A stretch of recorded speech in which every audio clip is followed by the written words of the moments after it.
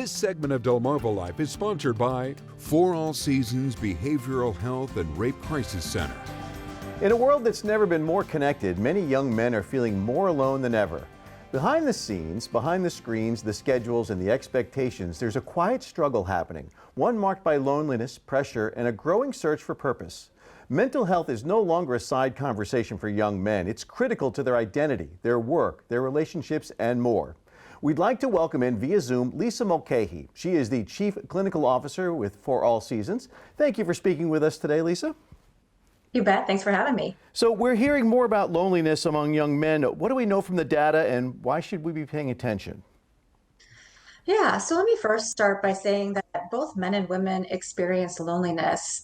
However, there's some research that's really interesting that's pointing to men.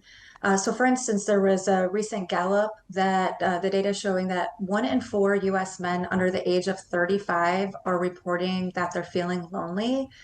And why this is so important is loneliness is a serious mental health concern, but more importantly, it talks a lot about how men die by suicide 4 times the rate of women. And so we really want to pay attention to that because loneliness isn't just a social issue, but really more about a public health concern. Wow, it's something that a lot of people don't think about. So how should we be thinking about loneliness among young men?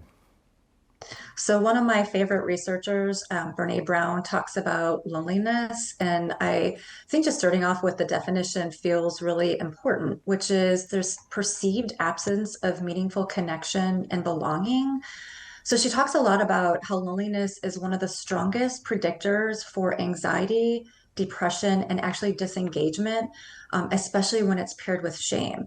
And let me just do a quick talk about shame and guilt. So shame is a reflection on self, whereas guilt is about my behavior. And so what we're looking at is many more young men are actually physically isolated. So they're working more online or physically isolated from school because they're doing more online. And so the issue is not the lack of contact, but the lack of safe, authentic connection, which is a really important factor with loneliness. But why would you say men are specifically more vulnerable? So the research starts to talk about how men, and we kind of know this about culture, men are taught from an early age to perform, and it's about competence, about providing, it's about being the protector. And so vulnerability is not often something that men are taught, and it's misunderstood sometimes and even discouraged. So this often leads to connection without depth.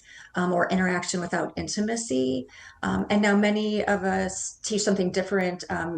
In general, boys are taught to be tough, perform, and perhaps this leads this lack of emotional expression because it feels unsafe. And so what's natural would be to withdraw as a form of protection. And then the other thing that I think about is there's also this need to have more opportunities for men to connect with older role models and away from things like video games or AI or social media. And so back in, let's say the 50s, there was more, mentoring with older men, or that's a decrease now. And there's more of a focus on online or AI or social media. So some people might say, well, just get out more or stay busy, but it's not that simple, is it?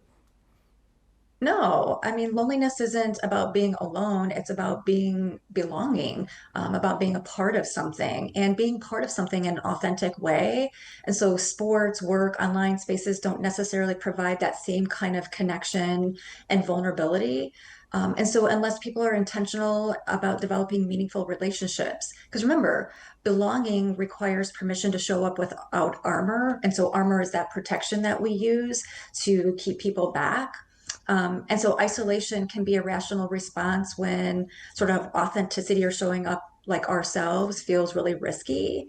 And then isolation is about separation, while loneliness is more about the disconnection from people.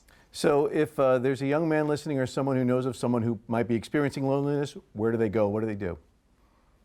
Yeah, so they can reach out, which is the strong first step. So for instance, for All Seasons, we offer open access. So that's walk-in appointments 5 days a week. There's no referral needed. And then individuals and families can visit forallseasonsinc.org for detail, gives them the information about the days and times, and just to know that support is available and that people just don't have to navigate this alone.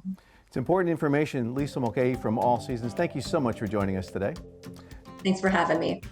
Stick around, Delmarva Life. We'll be right back.